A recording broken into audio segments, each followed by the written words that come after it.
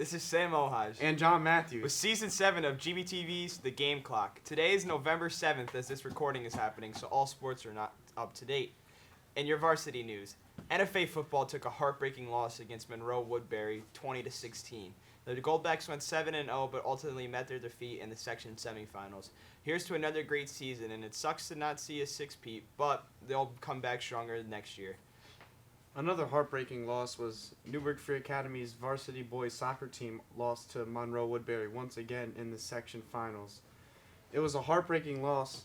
While going into halftime down 2 goals, the team rallied to score 2 straight and go into overtime, but that just wasn't enough as they fell short in overtime 3-2 to the reigning state champs. It was a great season, and we're just looking forward to next year. Yeah, Coach Irolano and Coach Paul Matthews definitely have a bag of tricks to pull out next season with their 300th win earned this year. In your MLB, NBA, and NFL news, the Washington Nationals have done the impossible. They have beaten the Houston Astros in 7 games. What a World Series. You know, it was kind of not that watch because both teams are low market. It's not the Yankees, it's not the Dodgers, but still, what a World Series.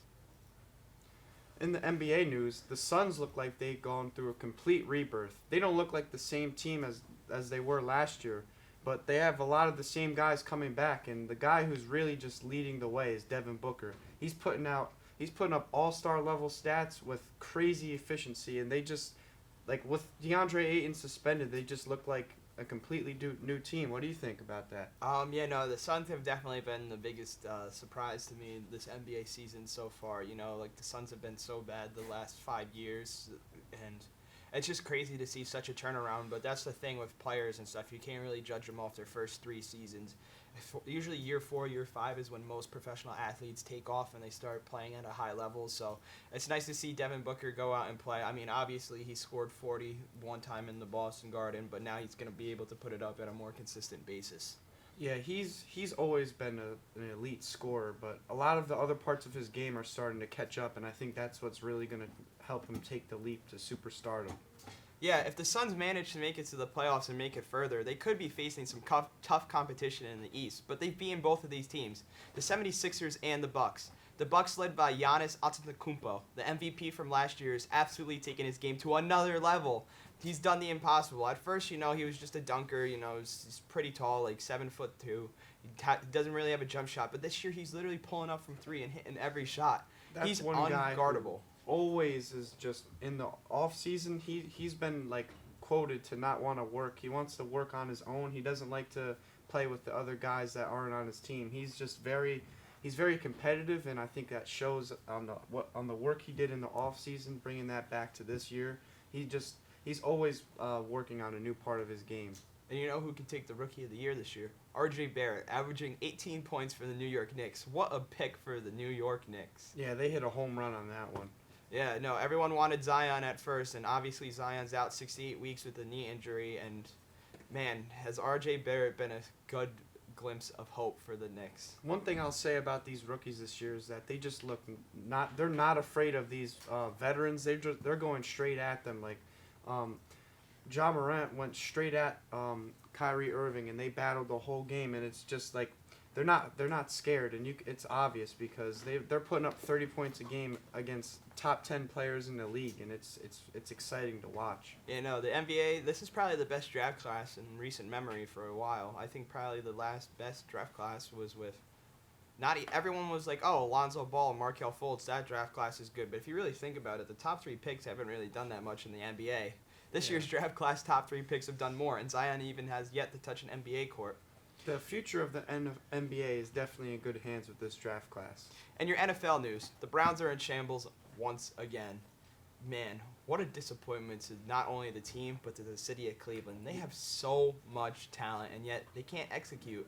I think a lot of it has to go on Freddie Kitchens. What do you think? Well, what's actually an interesting statistic? The Browns have actually gotten worse from last year. This point last year, they were 2-5-1. This year, you want to take a guess what they are? They're 2-7. 2-6. So that's just abysmal. And from all this hype surrounding the team, it's disgusting. And yeah, Odell Beckham Jr. has already started to complain about not getting the ball. Him and Baker just don't seem to have that connection like Eli Manning and Odell Beckham did, and it's starting to get frustrating. And they're saying that the Browns could already move on from him in this offseason, which would be crazy because he gave up 2 first-round picks to acquire him. Yeah, the Giants really ran off with that trade. It looked like they struck out, but the rookies that they brought in with the trade, such as Dexter Lawrence, he's playing great right now. He's one of the percentage-wise, he's one of the most efficient rookies, defensive rookies in the league. So I think they kind of ran off with that one, and they were hell bent on getting rid of Odell anyway. So I think it was a win-win. Yeah, and you know what upset came this weekend? The Patriots lost to the Baltimore Ravens. You know, I kind of saw this one coming, but Lamar Jackson's been playing at an MVP level for someone who they've deemed a wide receiver, running back, you name it. They didn't want him to play quarterback coming into the league, and man, he has taken off by storm. He's so electric to watch. You see quarterbacks like Michael Vick even say he probably has the best acceleration in the NFL.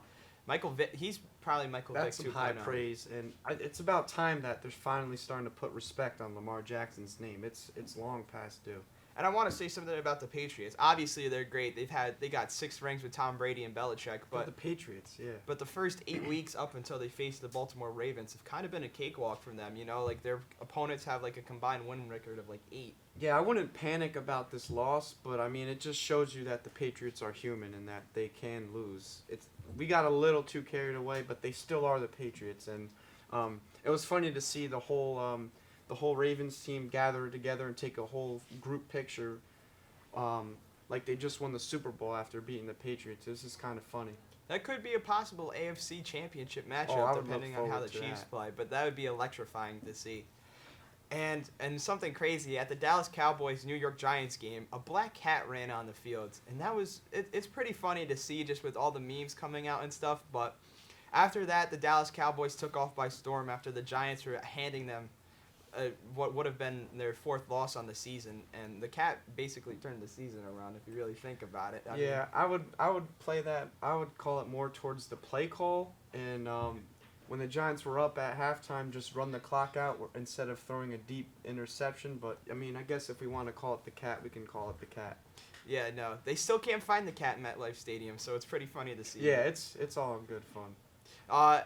In waiver wire news, Josh Gordon has been picked up by the Seattle Seahawks, his 3rd team in less than 4 years. Josh Gordon used to be such a dominant wide receiver. He posted over 1,500 yards for the Cleveland Browns, but he hasn't been able to keep that sense of greatness from going from team to team. You thought when he went to the Patriots, it would be really good with him and Tom Brady, but he only posted 1,000 yards, and he's always missing games with injury or suspension. But you know, hopefully him and Danger Russ could work out really good. Russell Wilson finally gets a number 1 wide receiver besides Tyler Lockett. Well, I think Tyler Lockett is that guy, but I just feel like it brings so much more versatility. Well, they've been so run heavy.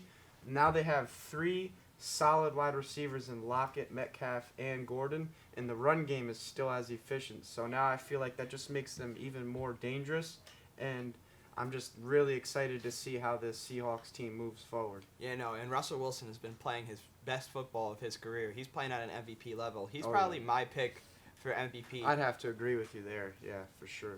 And some Cincinnati Bengals news. We haven't talked about the Bengals, but they're 0-8, and they're going to probably be 0-9 after they face the Baltimore Ravens on Sunday. However, the Bengals did what was probably the smartest choice, and they benched quarterback Andy Dalton for Ryan Finley.